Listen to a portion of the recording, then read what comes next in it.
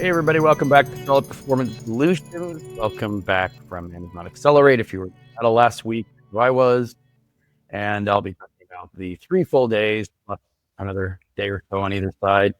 I'm here with Leah McHugh, who was not in attendance in Seattle, but this is my opportunity to update her, not just you. Since we actually haven't really talked about it. So, well, since I just got back yesterday, I tend to spend, I don't know, a week on either side of the conference, if possible, so I can do meetings before Accelerate, which makes Accelerate more fruitful when you're doing it, or so I can do things afterwards. Typically, the week after is a good time to follow up on discussions you had, whether they were at the Seller Cafe or in person with senior management, whatever might be going on. As you can imagine, I had a host of issues to address. What was different this year? Maybe I can get this part out of the way early. Seller Cafe was managed in a very different way in order to make an appointment and to sit with account health reps or managers. In my particular case, you had to either be there in person with the brand, or I think they wanted you to be listed in the user permissions on all those accounts, something that was not really given up front, and they were kind of cobbling that together as they went. But yeah, and I also heard they were revoking people's invitation to Accelerate if their account had been suspended. Yeah, maybe I should address that part first. And a bunch of people who were suspended, whether or not they're working with us currently, they knew I was going to be at Seller Cafe because of all my posts on LinkedIn, and we mentioned it before in the podcast. So I kind of had an armful of merchant IDs. I'm still talking to some people in account health. Obviously, if you show up with a laundry list of accounts and problems, it's going to take time to sort that out. Their SLA on it is at least 7 to 14 days. So I mean, it's still within that range now, but we'll see what we can get from those conversations. What ended up happening was I was sort of giving overall general feedback a lot of the time on just how the process works. They like to say, talk to us about how the process can be improved or how it broke down in certain instances, which we've got armfuls of discussions like that we can have. But the bottom line is the key takeaways I got, to boil it down, despite 90 minutes or so of discussion with them, was they're trying to get to a point where they can give you better info about why an appeal is denied. That's number one here. They're aware of the generic messaging that people get, the boilerplate responses when you appeal, which I'll get to in a minute, from other people I talked to at Accelerate. But in terms of Seller Cafe, and that gets you to account health reps, and their take on it is, yes, they're aware of that. Yes, they're working to improve that. Their feedback on seller conversations I thought was interesting. I mean, we give feedback on account health all the time on here, and most people listening to this podcast have heard it. But what I thought was interesting was that when I was sort of complaining, hey, you can call in 6 times, you can get 3 opinions that say this and then 3 opinions that say the opposite, right? The account health teams are inconsistent amongst themselves. I don't know if I was expecting this answer. Maybe I should have, but they were kind of like, well, also, unless you're personally listening in on all 6 of these calls, and I said, no, generally not that often. They said that sellers are changing their stories a bunch of times when they call in.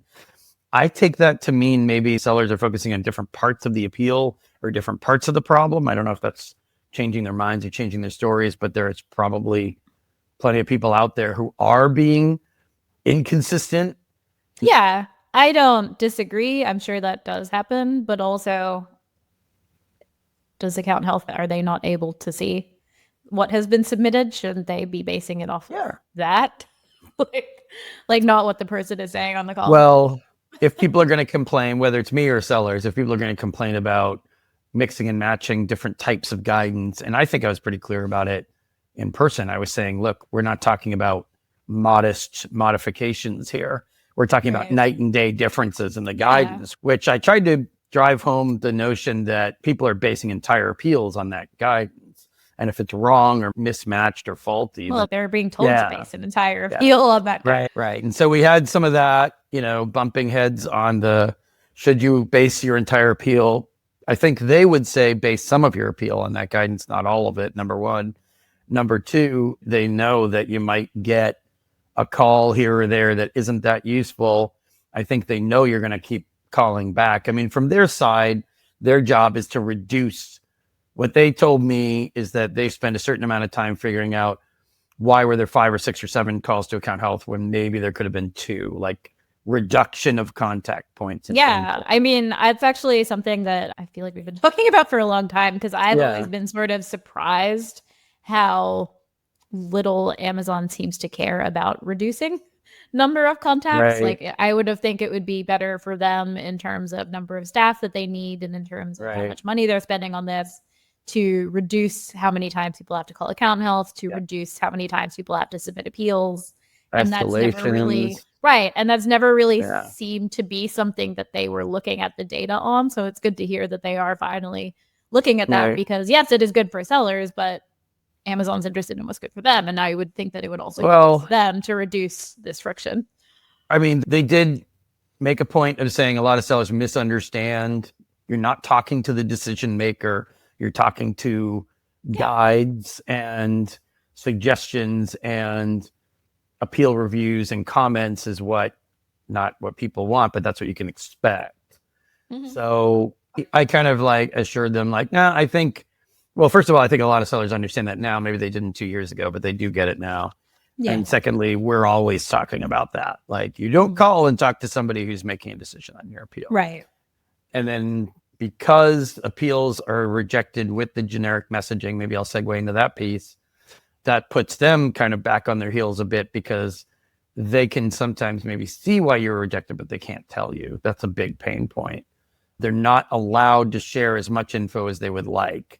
So don't take it out on the account health rep.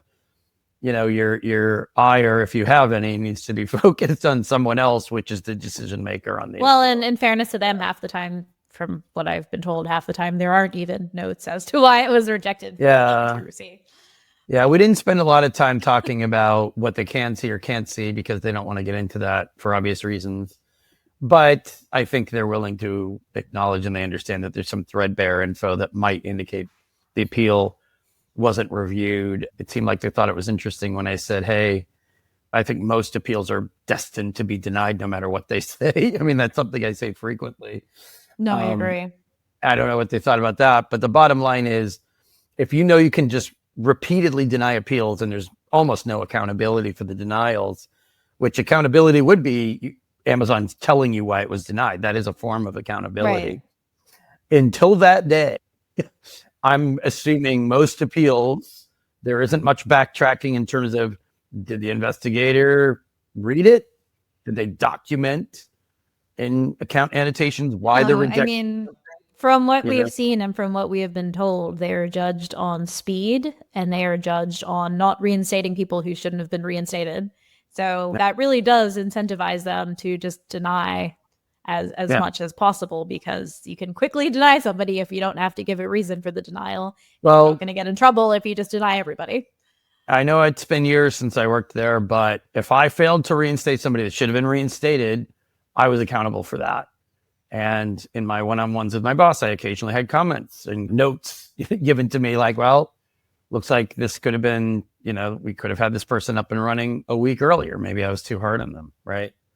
Yeah. Well, and no, I mean, I think that should be being tracked, because again, from an efficiency standpoint, if you can do something in a single touch point instead of 10 appeals, then certainly that's better for Amazon's teams and Amazon's efficiencies as well. Yeah. Yeah. So getting into the boilerplate messaging and getting away from Seller Cafe a little bit, because there were some logistical bits that I think will be better next year. Hopefully will be less frustrating next year, but that's account health. I also had some sit downs with some pretty knowledgeable, I don't know if I'd say powerful people. I guess they are powerful, but executive level people, VPs, and went over some of these frustrations in terms of, why isn't decision making so inconsistent? Is the messaging going to continue to be just blanket? You haven't sent us enough information. You haven't sent us the right information without any clue or inkling as to why it's not enough or why it's not right. We can do positives, negatives. The positives are those people understand the frustration that sellers have, and not just saying it like, I empathize with your problem. They are frustrated too, because they know they're getting more escalation emails as a result. Yeah. So it's filling up their inboxes. They've Good, read the because language. that has been Yeah. my strategy. I'm like, eventually these people will get annoyed from getting Yeah. these escalations and Let they'll me, actually fix the problem. all right, let me walk back a part of that. They're not all getting tons of emails all the time. Some of them were, some of them weren't, because some of them are just better known people out in the world. Yeah. And a couple of the VPs I talked to are just lesser known. I mean, I don't want to Yeah, of say it course. that way, but they're not as well known as No, some. but they're not like publicly known to Right, sellers. Yeah. right. But, and I wasn't sure what I was going to get out of those conversations, but they were pretty keyed in and clued in on this stuff. So they must be getting them sometimes, but they're aware of all this stuff. So there's no lack of awareness. That's kind of good news, I guess. And they are interested in solving some of these broken process problems. And they do agree, maybe they won't state it publicly, but they will privately agree that the messaging just doesn't say enough, isn't helpful. It's too Or copy in the and paste. case of medical devices, is just straight up incorrect. Or some of it's in, well, we didn't, I don't know how much we talked about how the message is totally wrong. I did say that a lot of sellers are getting the wrong response. Like they appeal and then the message they get is just a copy of the original notification. Yeah, we get that a lot. That's, or just the wrong topic. Or just like, yeah, Like- completely different. Like things. you violated our listing rules and it was like a review manipulation suspension, like just the Which wrong I thing. always just assume is like a user error because I assume they have a drop down with templates. And Right. things. Well, I mean, I think we all agree it's like a right click or a user error. It's very confusing though for a Yeah. seller who is not used to this. Or like your whole account suspended and they say, don't worry about it. That violation will drop off in 180 days. It's just like Yeah. wrong. So we talked about that a little bit, but that's more straightforward. I am interested in hearing more about like, I mean, because we've got use cases, we can show them whatever they want with client permission, of course, but they're interested in looking at the kind of what's going wrong here. They're interested in figuring out the abuse stuff. They know a lot of sellers are just trying to knock each other off. Mhm. I think they've made some progress in terms of taking action on those things. 2 years ago, we were sort of in the wilderness of open a case, make a internal ticket with your account manager, whatever. But I think we've gotten progress there. I did have conversations about elevated abuse reporting, but identifying bad actors. And of course, I think big picture, Amazon's not just worried about your one account. They want to see the big picture of who's paying what service to break Amazon policies, who's paying what service to attack a competitor, or who's paying you give me your guy and you might get right. Let's get the trafficker, not the street dealer.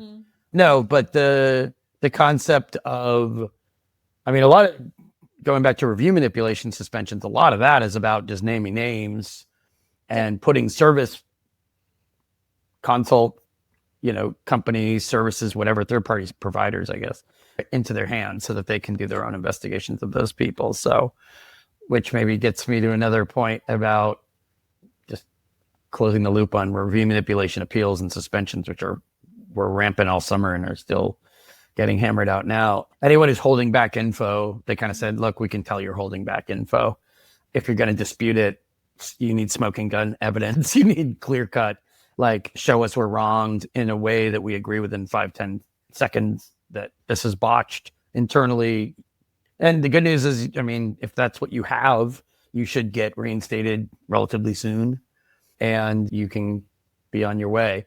Everyone else needs to do some admitting and acknowledging. It doesn't sound like they really believe that too many people were flagged for reviews abuse who weren't breaking product review solicitation policies. And there's always the finessing of it in the appeal process. Well, am I acknowledging it?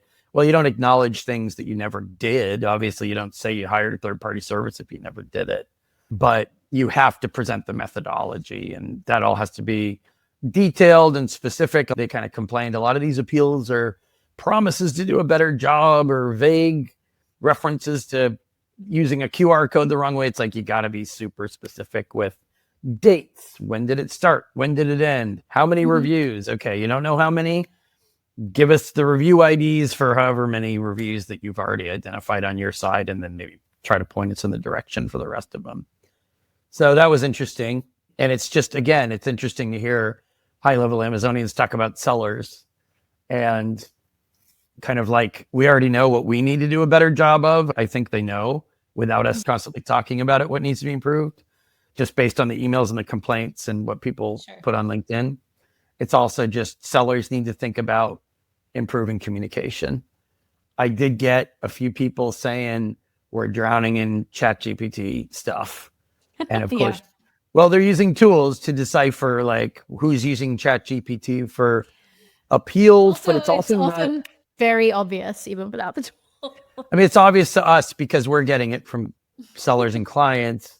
Yes. It's obvious to them, but they're also using some sort of, and if you're out there listening and you know what I'm talking about and you have a better grasp on which tool, which software than I do, I'm in your debt. There's more than one. They could be, Amazon might even have their own, but there's plenty of tools out there too. But I mean, like how it works. I mean, like the Yeah. dynamics of it. I mean, I can't get into the weeds on that, but long story short, you're handing them a reason to skip you. They don't waste time on that stuff. And also, if they need specifics, a ChatGPT generated template is not going to be giving them specifics anyway. No. Even if it isn't obvious that it's AI and their tool doesn't catch it, it's still not going to give what they need.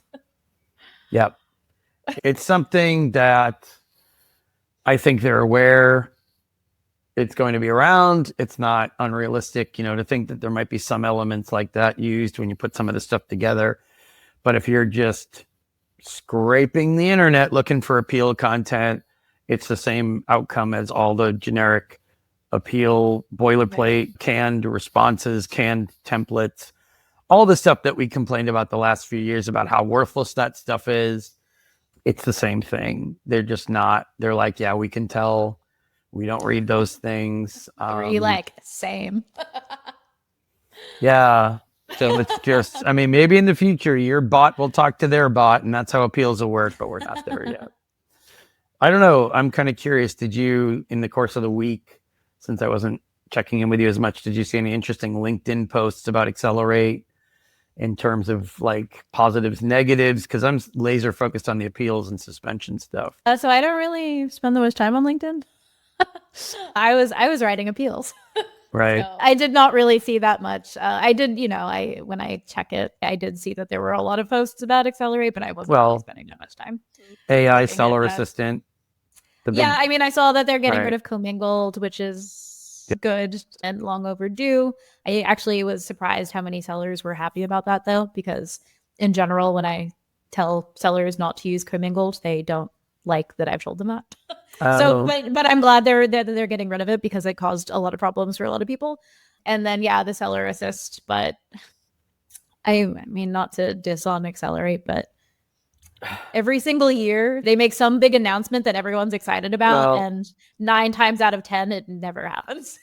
I think people are interested. I went to the AI use in account health presentation, and then there's seller assistant. You can look up, on LinkedIn, there's many posts about these things. Essentially, they were kind of trying to build into their AI, telling you why an appeal is rejected, giving you a bit more info about more info they need, or just why appeals are rejected. But and that's useful to a degree.